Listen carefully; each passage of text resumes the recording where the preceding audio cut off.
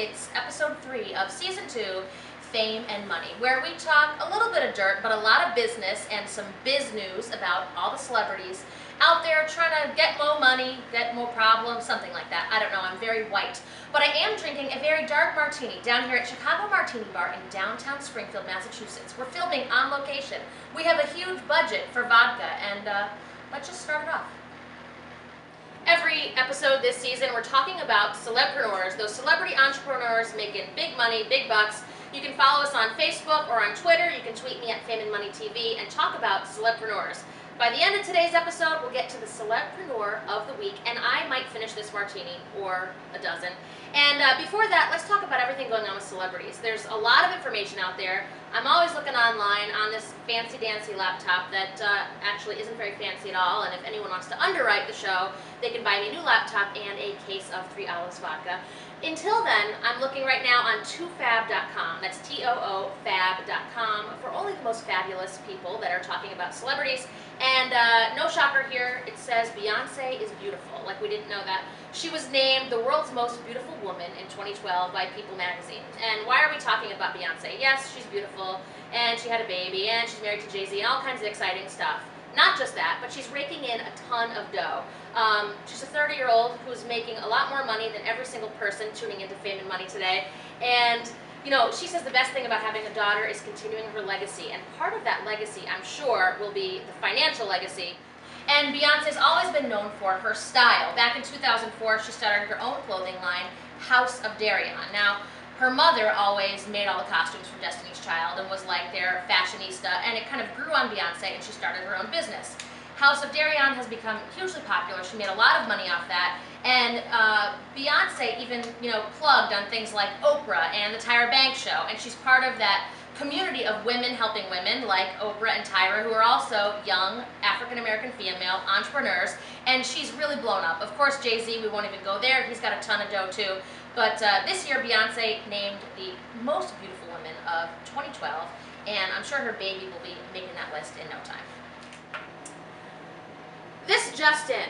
The Real Housewives are not talented. Well, actually, they're not big enough stars to be on ABC, apparently. ABC wants nothing to do with the chicks of Bravo.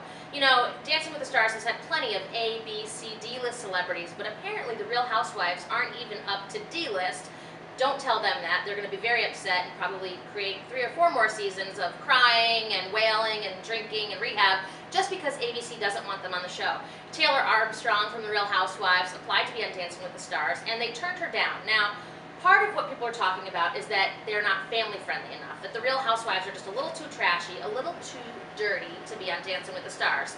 But how can that possibly be true? Because Rob Kardashian's been on there, Kim was on there for a short stint, there's been other reality stars on this show, so why is it The Real Housewives? I'm guessing it has something to do more with Bravo and ABC and the big mucky mucks with all the money that are having some little battle, some financial disagreements. But yes, maybe they're not big enough stars and they're a little too trashy, but who doesn't want a little trash on reality TV? I mean, we had Kirstie Alley, for God's sakes. I don't know. Now, let's talk sports. That's right. You didn't expect me to say the words, let's talk sports, but sports celebrities are a huge market as well, and sports franchises. There are celebrities that have gotten into the franchising game. So yeah, there are plenty of celebrities who started their own business, their clothing line, like Beyonce, or a restaurant with their own name on it, like Britney Spears' failed Nyla Cafe.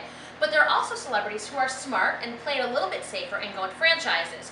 I'm looking here on entrepreneur.com. That's going to help you spell the word celebpreneur, trust me.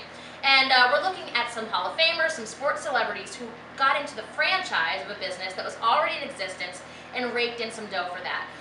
Famed baseball player Hank Aaron. He's on the Church's Chicken franchises. He started with 2 in Atlanta. Now he's got a bunch of them across the United States. Phil Mickelson, golf superstar, he's into the Five Guys burgers and fries. I'm sure some of you have had those. Those are yummy. It looks like these sports guys are into food.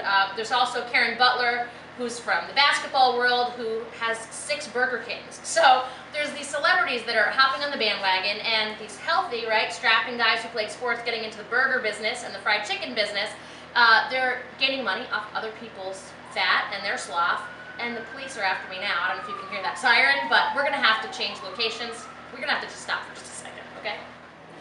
All right, the police didn't catch me this time, we're safe. But moving on from celebrities who are famous for their athletics into food franchises, we'll move into sports franchises themselves. And Magic Johnson has recently joined the ranks of tons of other celebrity sports franchise owners with his Dodgers buy.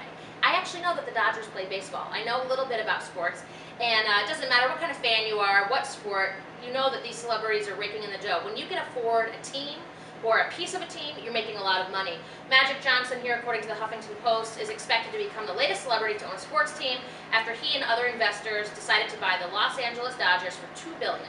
And $2 billion's a lot of cash, but baseball, basketball, football, all those teams, especially if they're winning, are bringing in a lot of money. So Magic Johnson, who's laid a little low in the celebrity world lately, I mean, he's always on top of the charts with celebrity and philanthropic endorphins, Endorphins?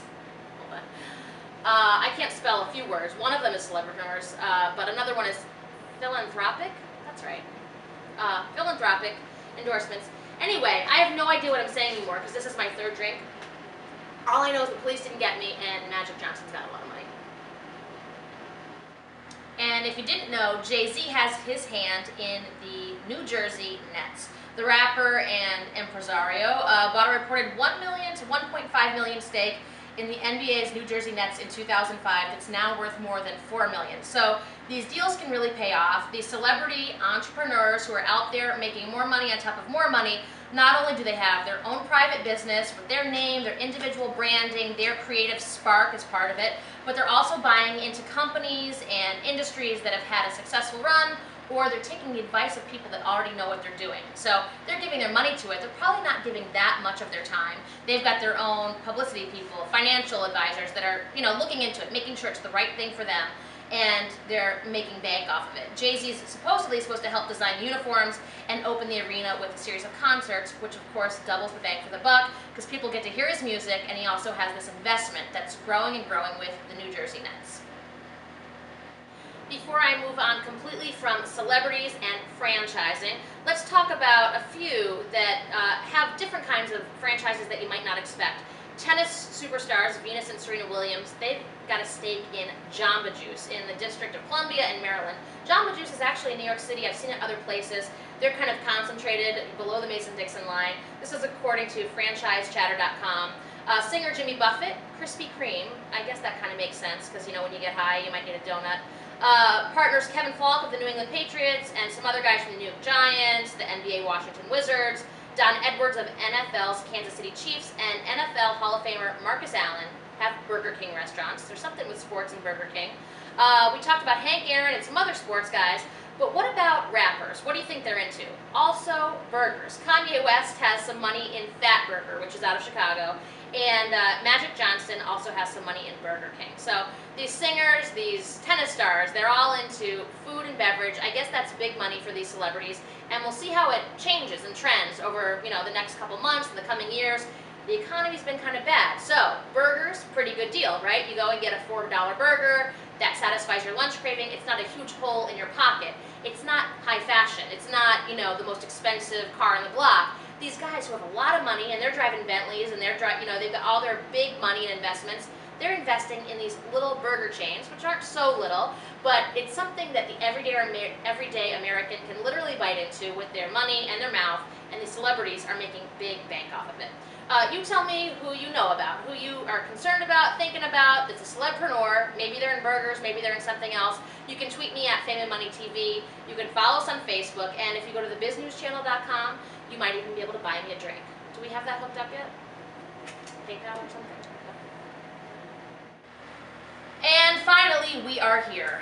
Well, we're not quite here with the drink. I'm going to have to finish this. But we are here with almost the end of the episode because it's time for the Celebpreneur of the Week. And for the first time in Fame and Money history, the Celebpreneur of the Week is being awarded posthumously.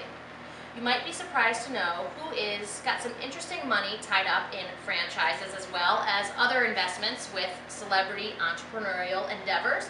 And that is our friend Dick Clark, America's oldest teenager who died April 18th, 2012. Sad face. The American Bandstand host, America's oldest teenager, as they refer to him, has actually had his money in Krispy Kreme since way back. He was one of the first people to get on the Krispy Kreme bandwagon, and you've heard me talk about other celebrities who are involved with donuts, food franchises, and he had the rights in the 90s. He kind of tried to get involved, but in 2002, he and his business partners were granted the rights to develop 25 Krispy Kreme locations in Great Britain. So who would have known that the Brits are out there eating Dick Clark's donuts? It sounds really dirty, but it's not. So while I was looking online at every website that I look at to give you the best gossip I can every week about celebrities and business, and I was, Googling, looking at things about Dick Clark, our poor buddy who died in April, and not only about his celebpreneur activities, but just, in general, about his life, his legacy. It's fun to look at old photos. He's been around forever. There's a rehashed article here on the HollywoodReporter.com, and it's an article talking about an interview that they did with him way back in 1973, and Dick Clark has one of the funniest quotes. I'm going to have to link this article for you on the website, so go to Facebook, go to Twitter, we'll share this online. It's from the Hollywood Reporter, and we'll put a little hashtag that says Businews, B-U-S-I-N-E-W-S, one word I can spell, even when I'm drunk. There's a quote here from Dick Clark. This reporter asked him in the 70s why he had to get his hands into everything, which, the franchising, the businesses, all the different aspects of pop culture, everything Dick Clark could get his hands on. He looked a little bit like a money grubber, even though he's got this great youthful personality. People thought, well, maybe you're just doing it for the money. So when the reporter asked him why he's got his hands into everything, Clark smiled at this naive, long-haired inquisitor from San Francisco and said, "The problem with you is that you're a liberal and I'm a fucking whore." Dick Clark and I have a lot in common. Okay, Fame and Money fans, join us next time on Season 2, Episode 4 of Fame and Money. Yes, we'll have an Entrepreneur of the Week, there's no doubt about that. But we'll also be talking about movie sequels and trequels and quadruquels and whatever the word is. Movie sequels, how much money they're bringing in, and is it really worth it to these celebrities who have their name attached. We'll talk about the Beach Boys. Apparently there's a 50-year anniversary album. Who cares? We'll talk about Gene Simmons and his concert-themed restaurant chain, along with a lot of entrepreneurial info about music celebrities. So next week we'll be talking music and movie sequels and the Beach Boys, which really doesn't fall into the music category. And whatever our Entrepreneur of the Week is going to be, we'll keep you posted. Until then, I'm going to get back to work.